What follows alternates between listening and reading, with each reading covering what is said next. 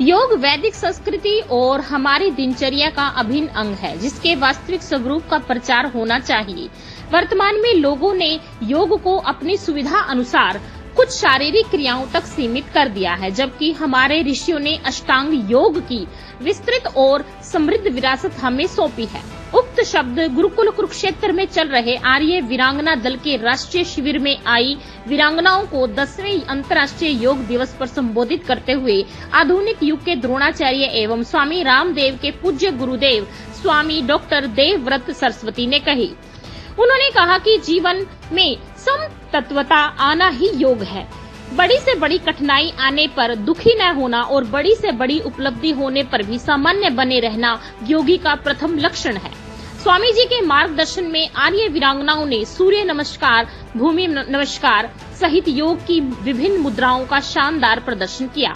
इस अवसर पर गुरुकुल के प्रधान राजकुमार गर्ग, प्राचार्य सूबे प्रताप, व्यवस्थापक रामनिवास आर्य, मुख्य संरक्षक संजीव आर्य, सर्वदेशिक आर्य वीरांगना दल की प्रधान संचालिका बहन प्रतिका आर्य, कोषाध्यक्षा बहन मीनू आर्य, महाशय जयपाल आर्य, वेद प्रचारक मनीराम आर्य सहित अन्य महानुभाव मौजूद रहे।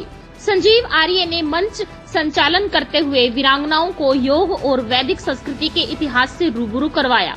स्वामी देवव्रत सरस्वती ने कहा कि हमारी संस्कृति योग की संस्कृति है। मर्यादा पुरुषोत्तम श्री राम, योगी राज श्री कृष्ण जैसे महापुरुषों ने योग को अपने जीवन का अभिन्न अंग बनाया, जिसका परिणाम है कि वे बड़ी से बड़ी विपत्ति में भी सहज बने रहे।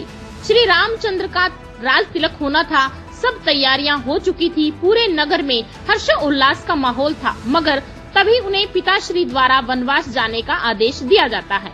पिताश्री के आदेश की श्री राम हंसते हुए अनुपालना करते हैं। वे तनिक भी दुखी नहीं हुए और राजपाट अपने छोटे भाई को सौंपकर वनवास चले गए हैं। ये है योग की शक्ति। श्री राम ने महर्षि वशिष्ठ के आश्रम में योग साधना की थी।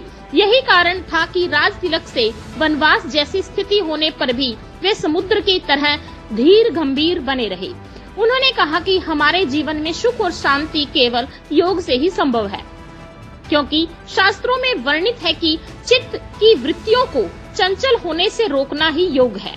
उन्होंने कहा कि वैदिक संस्कृति में मनुष्य जीवन का उद्देश्य धर्म, अर्थ, काम और मोक्ष बताया गया है, मगर वर्तमान में यह केवल अर्थ और काम तक ही सीमित रह गया है।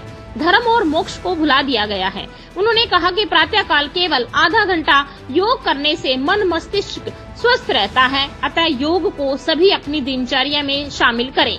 बहन वर्तिका आर्य ने कहा कि केवल एक दिन कुछ शारीरिक क्रियाएं करने से योग दिवस का उद्देश्य पूर्ण नहीं होगा। इसके लिए हमें वैदिक संस्कृति और हमारे ऋषियों द्वारा प्रदत्त अष्टांग योग का प्रचार प्रसार करना होगा। लोगों को योग के सभी 8 नियम, यम नियम, आसन, प्राणायाम, प्रत्याहार, धारणा, ध्यान और समाधि के बारे में विस्तार से बताना होगा। उन्होंने शिविर में आई वीरांगनाओं से योग को अपनी दिनचर्या में शामिल करने का संकल्प दिलवाया। अंत में महाशय जयपाल आर्य ने योग करते रहो, आगे बढ़ते रहो गीत सुनाकर वातावरण को योगमय बना दिया और खूब वीरांगना ताली बटोरी।